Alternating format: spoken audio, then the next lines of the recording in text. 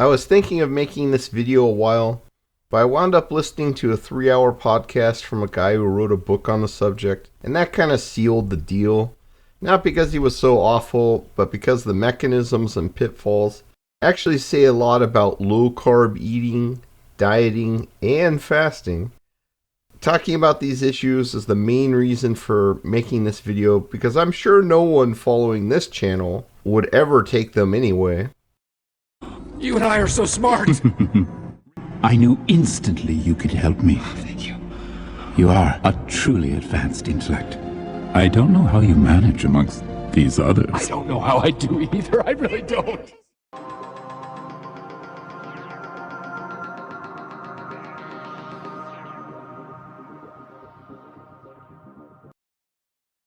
First off, how do they work? Obviously they manipulate receptors in the body, but to what real effect?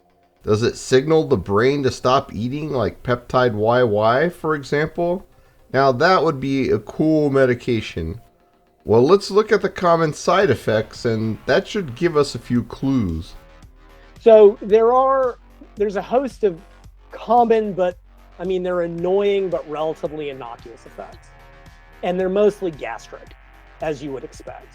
That includes nausea, constipation, oddly enough, diarrhea, although I can't explain how both of those occur. There's some vomiting. There can be stomach upset. Glucagon is actually, like when you eat yourself sick, like you eat till you're nauseous and then eat a little bit more. Part of the signal that makes you sick is glucagon. Or maybe it's GLP. So that's kind of what this is mimicking. So those are the major ones. Gastric. Very large meals cause severe gastric upset. Especially because and very fatty meals cause severe gastric upset. People in the groups I lurk in will be like, yep, I had a burger and French fries and now I'm just blown out. It's like, you can't do that ever again. There is a major negative feedback loop. Very high fat meals tend to cause very high bulk meals. Like you end up, a lot of people are just like, you can't eat anything. Hydration is a big thing, obviously, especially for both constipation. And one interesting effect of the drugs is they do seem to increase fluid excretion at the kidney somehow. People don't have their normal thirst to drive. Also because people are eating less, they're drinking less. So we have this double whammy where fluid intake may drop. Do you notice a theme? Most of these issues are caused because gastric emptying is impaired. Gut motility is lowered and your digestion is greatly slowed. That is pretty much the entire point of these medications, because this makes you eat less. The part about thirst is due to decreased insulin, which you may have guessed if you've seen the Paul Mason clip about insulin and the kidney that I've played a million times. This will happen while fasting or otherwise decreasing insulin rapidly, such as through a crash diet. It's worse with these GLP-1 medications like Ozempic though, because the delayed gastric emptying also makes it hard to get enough liquid down, not just food. The reason it's important to realize this is the only benefit is that there's a very easy and natural way to get it already: animal fat. Eating animal fat slows digestion, and I find it really kills my appetite. I can always fit in a dessert after a big steak or a pot roast, but I really have no desire at all for real natural foods. In our sick world, they will actually say that fat doesn't reduce hunger, but they will never actually test real animal products for this. They always choose to use processed kibble full of seed oils to represent the fat in nutritional studies. Processed plant-based food is always the food they encourage us to eat too, even though it always fails in these studies. Brought to you by Carl's Jr. Why do you keep saying that? Because they pay me every time I do. It's a really good way to make money. You're so smart, why don't you know that? Sometimes the protein in these studies is also selected to be very poor quality, especially if it's a study with a vegan bias, such as the infamous China study. The study where they concluded meat causes cancer by giving one group of rodents processed casein and comparing their cancer rates to a group of rodents that was essentially doing a fasting mimicking diet and slowly starving. Not a big surprise the fasting group had less cancer, but the lie carries on to this day. And if you tried doing that yourself, you basically can't do it anyway. You can't just starve yourself forever. Fiber is also constantly promoted, but the only positive thing it does is slow down carb absorption, and then only in intact foods. While it does produce some short chain fatty acids, these all get soaked up by the fiber itself and they go right down the toilet. So an apple is healthier compared to applesauce, but just because the carbs are doing less damage. But guess what also slows down the absorption of carbs and the spike in insulin? Fat. Fat blunts insulin response, and this will help your health a great deal in the long run, no matter what the rest of your diet is. So don't listen to people that say not to eat fat with carbs. The secret is to stop eating so many carbs. So those are the, like I said, those are the major side effects. And then there's all the ones that all the scare tactic articles are about. So early on, there's a big issue about gastroparesis, which is basically when food stops moving through the gut. It happened to a handful of people. There were some fatalities because basically their gut stopped working and everyone freaked out. And don't get me wrong, I am not downplaying death. I never would. But we have to keep this in perspective. The incidence of it in a global sense was microscopic. It was like less than 1% of users. Wow, only a 1% death rate. Now, can you imagine if 1% of the people watching my channel died while trying to fast? Even if only one person did, it would be on the news and the TV for the next 15 years. The channel would probably be banned, and I could be in jail. If 135 people did, then I can't even imagine what would happen. The real scary part here is that this is just business as usual for the medical industry. Keep in mind, every single person was under the care of a physician when this happened, so they should have been able to see what was going on, and they still didn't make it. You should keep that in mind every time you consider taking a medication. Is it really worth a 1 in 1,000 chance of a life-threatening side effect, which is pretty typical of medications? And that's just the obvious side effects. Only long-term experiments lasting for decades can really tell if something is truly healthy and risk-free, and that would cost billions of dollars to perform, and they don't do it. You simply cannot assume it is safe and effective just because 99% of the people in the medication trial survived. Endless medications get banned years or decades after release, so consider very carefully before becoming a guinea pig. The same applies to food. Endless additives have been banned, but new and chemically similar ones crop up faster than they can be banned. That, along with pesticides, is why meat, eggs, and milk are about the only more or less safe thing to buy at the grocery store. Yes, like the medications, usually they won't immediately kill you, but does that mean they're good for you? If it's causing massive inflammation in your gut, and if you have eczema and all this weird stuff going on, then no, it's obviously not good for you. And people are always coming to me with these problems, and then at the same time, if I tell them not to have artificial sweeteners, not to have packaged foods, they act like I'm crazy. Well, obviously you're going to keep having problems if you keep having a terrible diet full of garbage. Many of these substances can cause metabolic issues like the citric acid. They can cause gut issues like almost all of these things. And very often allergic reaction, especially when they're cultured in vats of mold or bacteria.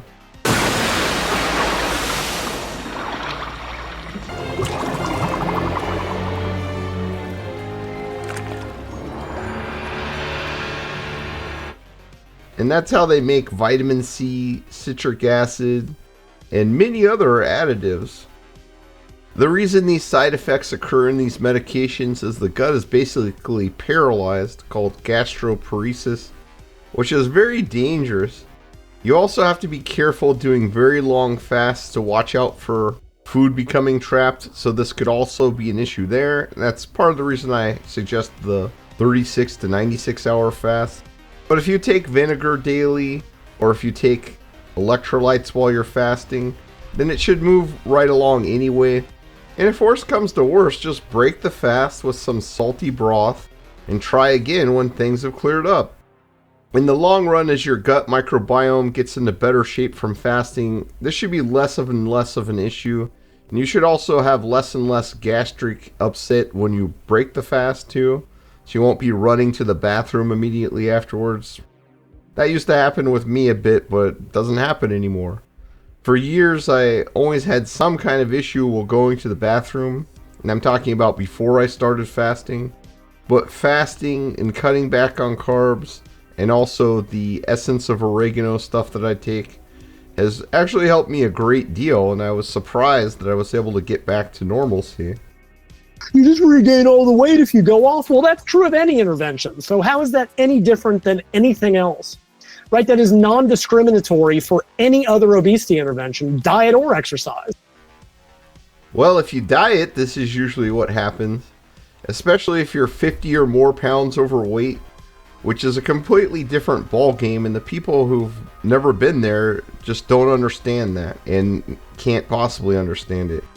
Then the odds of keeping it off are about half a percentage point. Almost every Biggest Loser regained all the weight and then some very quickly after the show was over. Thankfully, this does not happen as often with fasting and a low-carb diet. Since real food can't be kept down, the diet also tends to take a dramatic turn for the worse. And once you go off, you'll be used to eating this garbage, but you won't have the appetite suppression that keeps you from binging on it anymore because the meds are gone. So you're going to be a carb addict who's going to be packing on the pounds in no time at all. I can't stop eating. I eat because I'm unhappy. And I'm unhappy because I eat. It's a vicious cycle. Muscle loss. This is the one that everyone harps on because this industry is full of dumb. So I saw one rocket surgeon, nobody, that just some random doctor. GLP-1s eat muscle mass. No, they don't. Muscle doesn't have GLP-1 receptors.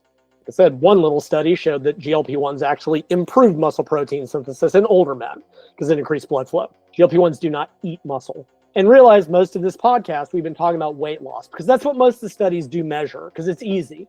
With 3,000 or 4,000 people in a study, you cannot do body composition. It is not realistic. A very few have used DEXA or whatever because it's expensive. You just can't do it.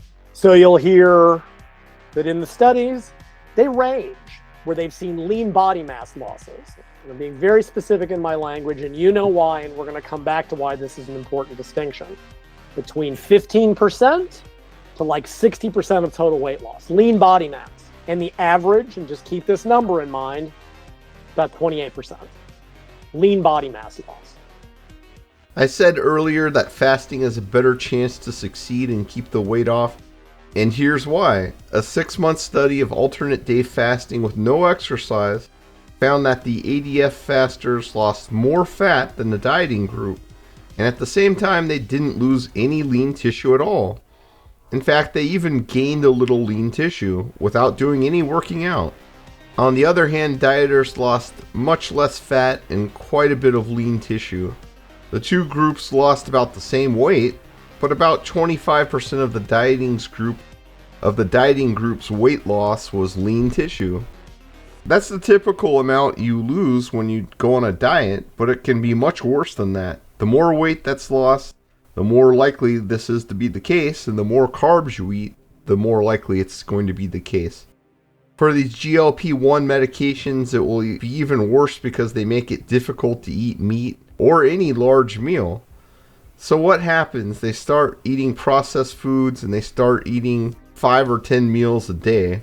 Remember, these are the trials, and they try to make people eat healthy, which on its own can affect the results. The people with less weight to lose and who eat healthier are probably the ones who lost far less lean tissue, but the ones who lost more probably were on the larger doses, and they ate a bunch of processed food and sugary beverages just to get something down, and they probably lost tons of lean tissue. Up to 60% in some of these studies, which is much worse than regular dieting, and this is in controlled circumstances. And I'm going to have to say, without all the counseling and all this garbage and kicking people out of the study, I'm betting it would be a lot worse for some of the people. Why do this to yourself when you can lose zero lean tissue through fasting? And this is the reason that dieting usually fails, and why these meds fail even harder. Sure, you lost some weight, but now your metabolism is shot. Your organs actually shrink when you do a long diet, and this is always overlooked by researchers. And this is going to be even worse for this stuff. I was thinking, so what if accounting for a loss of organ mass, what if that explained away all of metabolic adaptation? Because it's like, oh damn, I can't eat anything, I'm hungry as hell, my energy expenditure has dropped a lot, I'm in a really bad spot here because I want to keep losing weight, but I can't keep losing weight on the calories that I'm comfortable with, and I have to keep on cutting because my energy expenditure is low. Am I supposed to look at them and say, oh, don't worry, it's because your kidneys are smaller? Does that fix it? Like, that's not from a practical perspective, that's not helpful in any way if we just tell somebody like, oh, hey, by the way, all your organs are going to shrink and it's going to suck. At the end of the active weight loss phase, resting metabolic rate was 6.5% lower than baseline. And then at the end of the next phase, the weight maintenance phase, measured resting metabolic rate was 6.2% lower than baseline.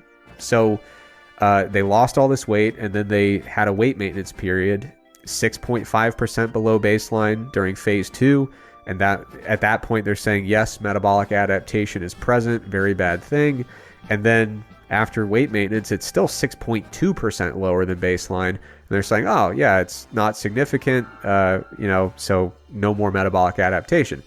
They were a very similar weight, and their resting metabolic rate was very similar. So treating that as metabolic adaptation going away, I just don't think there's much of a leg to stand on there.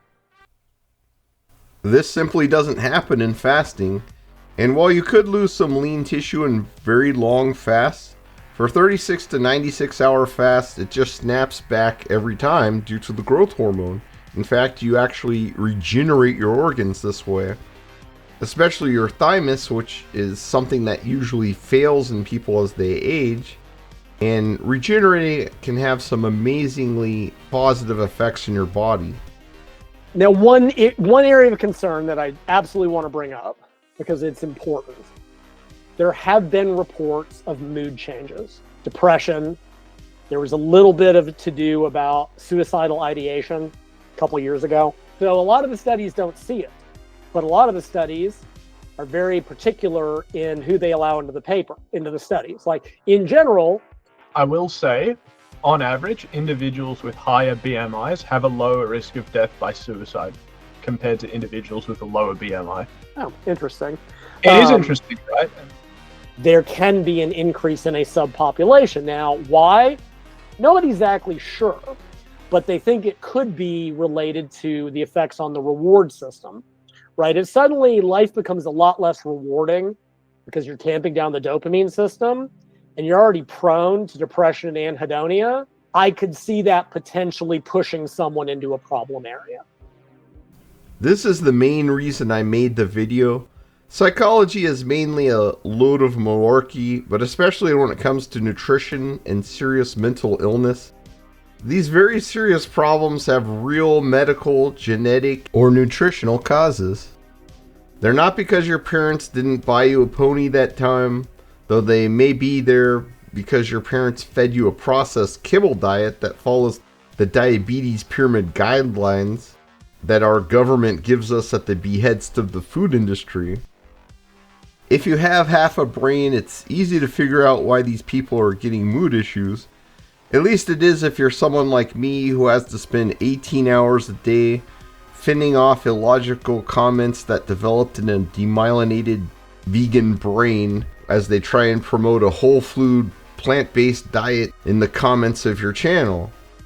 You have a medication that makes it impossible to eat fatty foods like meat because it slows gastric emptying and makes you full, which is very ironic because you could have just eaten some fatty meat instead and gotten the same result and skipped the huge risks and expense, which you do pay for in some way, even if it's just through taxes, or even having the taxes diverted from other more useful ventures like having roads that function, which around here is less and less the case. You also have a situation where your gut motility is very low. Guess what this does? It makes absorbing vitamins much more difficult. So you're not eating much meat because you can't, and you're probably eating a bunch of carbs and grain-rich sludge just so you can get something down. Do you see a problem here? You're B12 deficient. In fact, you're likely not getting any whatsoever in a lot of these cases. I think you need to look at all your vitamins and minerals and make sure everything else is in proper working order. Add in a bit of liver, these sorts of things. You need to make sure your B12 is optimal. You need to make sure your vitamin D is optimal. You need to make sure your omega-3 fatty acids like DHA, EPA, your omega-6s like arachidonic acid, not all the plant versions, the animal versions of omega-3s and omega-6s, that those are all in order as well, because those are all extremely important for your neurological function and development and healing. And things like B12, if you have B12 that's even in the middle of the range of what we call normal, you can actually get demyelination of your axons, and so you really need to get that up in a more optimal level, which is basically on the upper end of normal for the normals for reference ranges, or even a bit above depending on the reference range.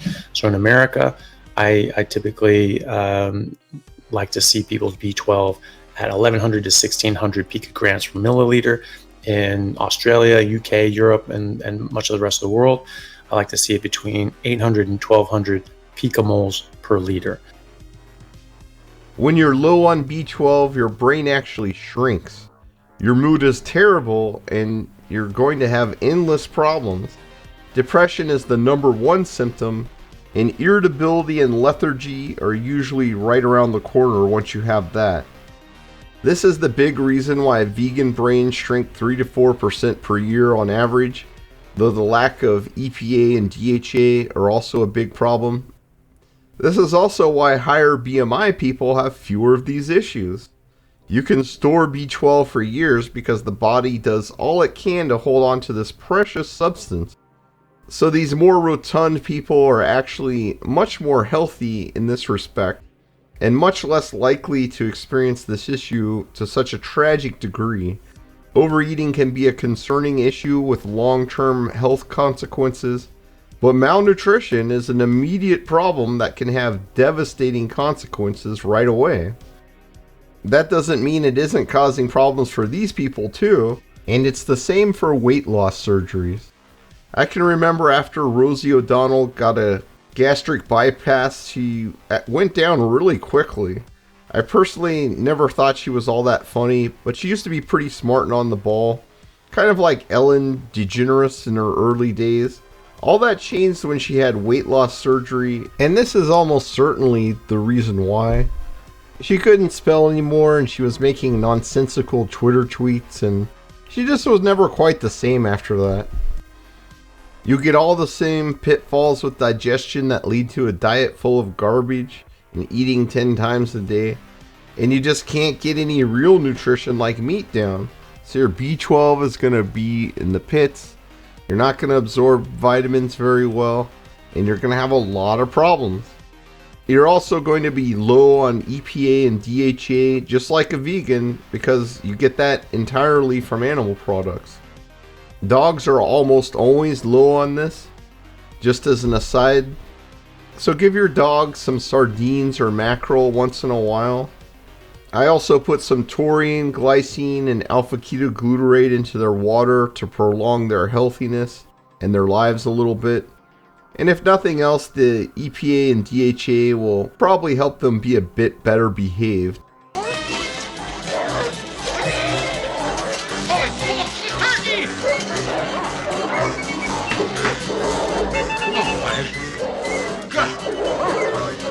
when you are on low calories, what's called low energy availability, won't get into, talked about it extensively in the women's book, the body will shut down inessential processes. Hair and nails are one of those. It will not waste calories building those tissues. Immune system is another one. Reproductive function is another one. That happens when you lose weight. It's nothing to do with the GLP-1 drugs. Well, it's not calories, it's nutrients. You don't need carbohydrates to feed your immune system in any way. In fact, the higher your blood sugar, the more impaired your immune function becomes. Again, when you fast, the result is much different. Your immune function actually goes up, and your macrophages and other phagocytes are more active. You also get rid of the ones that don't function well and replace them when the fast ends. Up to 1/3 of your white blood cells from a single 72-hour fast. And I'm in the middle of one right now as I record this, and that's also the amount of time that you need in order to release new stem cells. This is important because your immune system is what repairs the damage of aging, fights cancer, fights off autoimmune disease, and even keeps your hair from growing gray. It's not just there to protect you from the sniffles, though if it's in bad enough shape, then the sniffles will easily carry you away. Being malnourished is a big problem for the immune system, but it needs nutrients, not calories, i.e. it needs animal products. So just make sure when you break the fast that you get plenty of nutritious stuff like broth and pot roast and so on. Being malnourished and having high blood sugar at the same time is even worse. And your immune system is barely going to work at all. And that's where you see people who are starving and they just get carried away by some sniffle just very easily. And you can also say hello to rapid aging and all the other problems that entails that I was talking about earlier. And that's where these meds are going to lead you, because it's going to give you this garbage diet and it's going to impair your immune function and it's going to cause endless problems. In short, these medications are even worse than crash diets, and they're ultimately going to fail for the same reasons. They're going to crash your metabolism and shrink your organs. Fasting and low-carb diets are proven time and again to be superior to any other diet for body composition, yet the fitness gurus and medical industry will do everything they can to steer you away from both of these interventions, which would make them totally obsolete. On these dangerous medications, the real danger is not a fatal event, though this happens to a degree that presents a risk that's really difficult to justify for 99.9% of the populace. The real issue that will affect everyone to a degree is the inability to eat a properly nutritious diet containing animal foods. This is a dream come true for the medical industry and is sure to generate even more future profits. Yet you won't be so thrilled when you have to pay for all these future depression and dementia patients, or when your friends or your family become one. A friend of my mother's started acting very odd out of the blue, getting scammed, saying weird stuff, and so on. I asked if she did anything different, and you guessed it, she was on one of these medications. I told my mother to make sure she got off, and since my mother is really high level nurse and this other lady was a nurse, she actually listened to my mother and her problems were gone in no time. The tragic irony is that you can get all these effects by eating fatty meat, but without all of the massive side effects. If you eat a bunch of meat, you're just not going to be hungry. You could still force some down if you needed to, and bodybuilders do that all the time. But if you're just concentrating on healthy foods, you're just gonna stop.